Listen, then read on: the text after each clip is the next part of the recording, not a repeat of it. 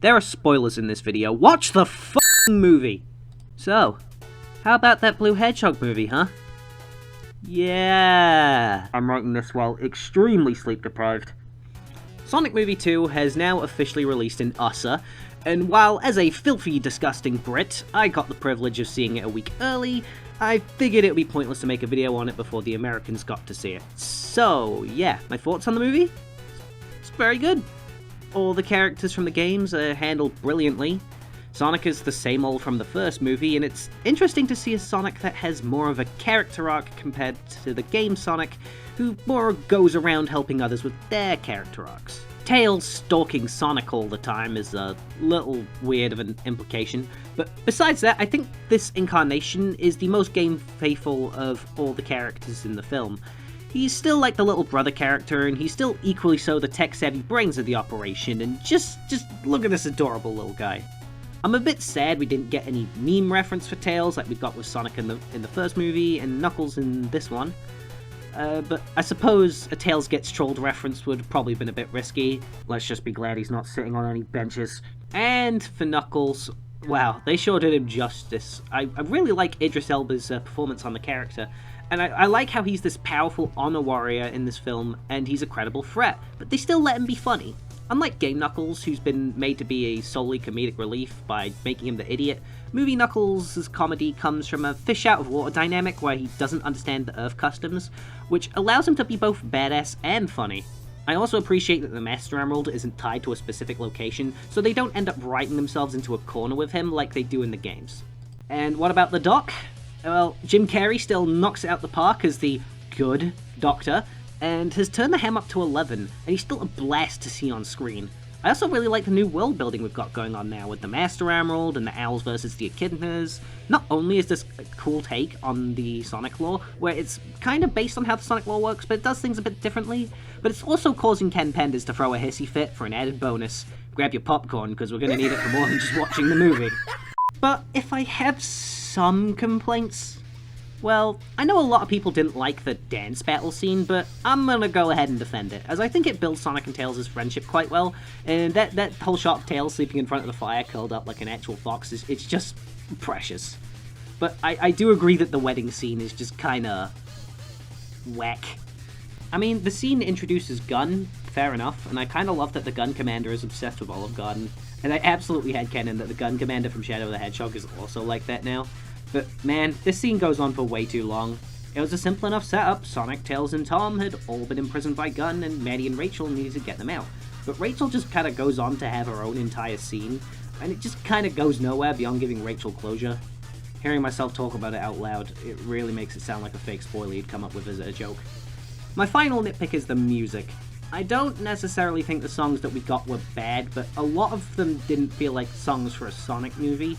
Like, if we had to go with mainstream music, fine, but give us something a lot more Sonic-y. License some rock music, get us some Foo Fighters or Stan Bush or something. There, gotta believe you can go fast. But dude, any problem I have with this film gets completely thrown out the window by that final battle. There's just so much cool stuff here. The fact that it becomes a Sonic Heroes movie for a few minutes, the Death Egg robot, and of course, the thing I was losing sleep over worrying that they'd not put in the movie, Supersonic.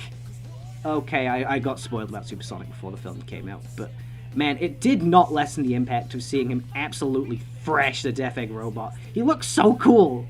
I can't exactly show what he looks like in the film, but I assume you've seen the film if you're watching this, so you already know. Here's the Mackey's toy.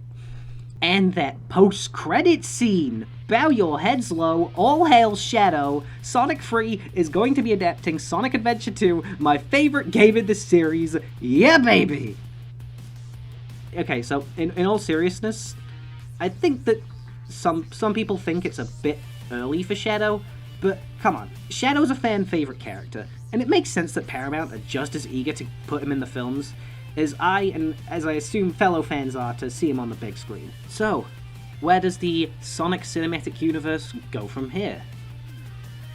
Well, let's start with the Knuckles spin-off. So, I assume if we're getting Shadow, that I also suppose that Rouge would be a given, because Rouge and Shadow are characters that are very closely tied.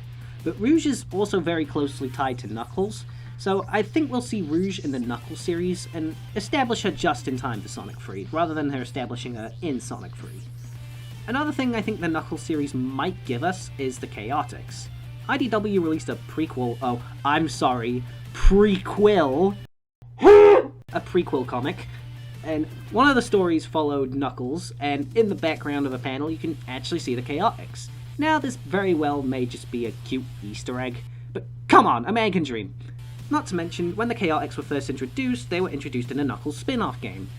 And I think this Knuckles spin-off series would probably be a lower stakes plot, and I think the Chaotix work for that kind of thing.